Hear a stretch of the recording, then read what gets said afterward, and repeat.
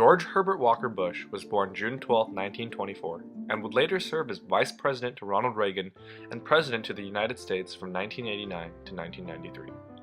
Born in Milton, Massachusetts, Bush had an excellent track record as a child, where he was president of a community fundraising group, an editor for the school newspaper, and captain of the varsity baseball and soccer teams. After the attack of Pearl Harbor in 1941, Bush decided to join the U.S. Navy. He became a naval aviator at the age of 18 and participated in one of the largest air battles of World War II, the Battle of the Philippine Sea. He flew in several bombing missions and completed an assault of several Japanese targets even after he was hit by anti-aircraft fire, which would earn him the Distinguished Flying Cross, 3 air medals, and a Presidential Unit Citation. After being saved, Bush decided to discharge and continue his college career. He attended Yale University and earned a degree in economics, became a member of many fraternities, and joined the Yale baseball team. After moving back to Texas, he assumed presidency of an offshore oil drilling company, which eventually turned him into a millionaire. Bush would later turn to politics and serve as chairman for the Republican Party for Harris County, Texas, but his ambitions pointed him elsewhere. Bush would seek a U.S. Senate seat from Texas.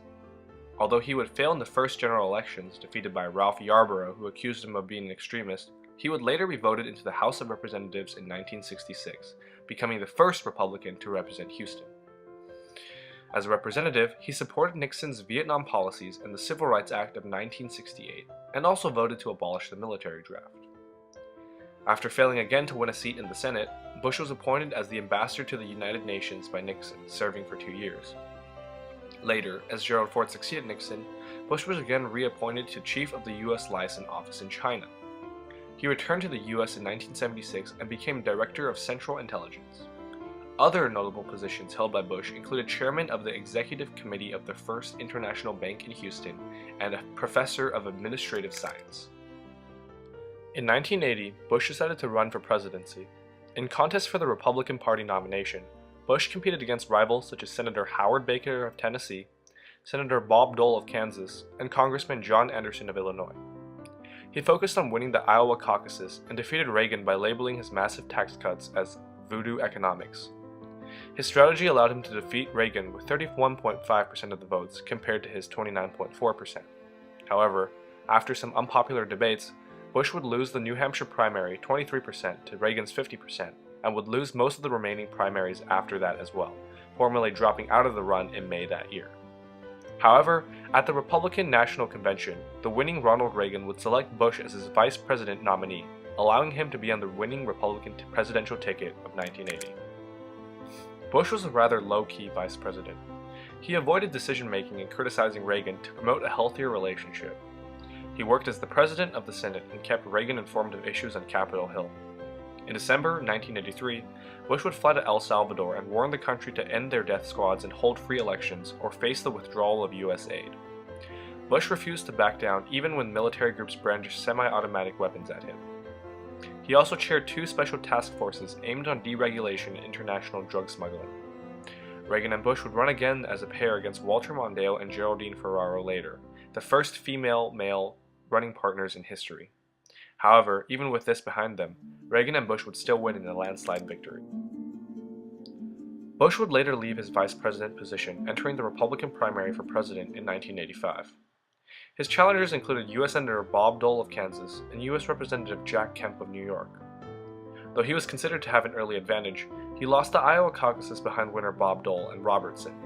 He reorganized his staff to concentrate on New Hampshire and increased his advertising, running commercials that portrayed Bob Dole as a tax raiser. He would rebound to win New Hampshire and many other southern primaries. The turning point came in the 1988 Republican National Convention, when Bush delivered an excellent speech on his vision of America known as the 1,000 Points of Light. In this speech, he endorsed the Pledge of Allegiance, prayer in school, capital punishment, gun rights, and opposed abortion. He also gave an infamous pledge that he would raise no new taxes. Bush would later defeat his main opponent of Michael Dukakis and take 53.4% of ballot votes. Bush would become the first serving vice president to be elected president since 1836. Bush was inaugurated as president on January 20, 1989, succeeding Ronald Reagan. He entered his office at a pivotal moment in the world with the recent fall of the Berlin Wall and the collapse of the Soviet Union. He would order military operations in Panama and the Persian Gulf, and at one point, held a record-high 89% approval rating.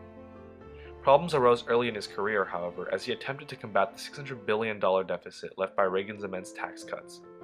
This forced him to side with the Democrats and break his no taxes promise, which would sharply decrease his approval rating.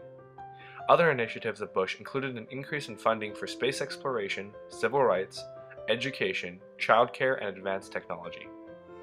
Bush also had strong stances in Panama and in the Gulf War. Bush would leave presidency and retire in Houston. He was a moderate man that favored the average American and fought powerfully to protect him. George H.W. Bush will always go down in history as a truly special American president. Thank you.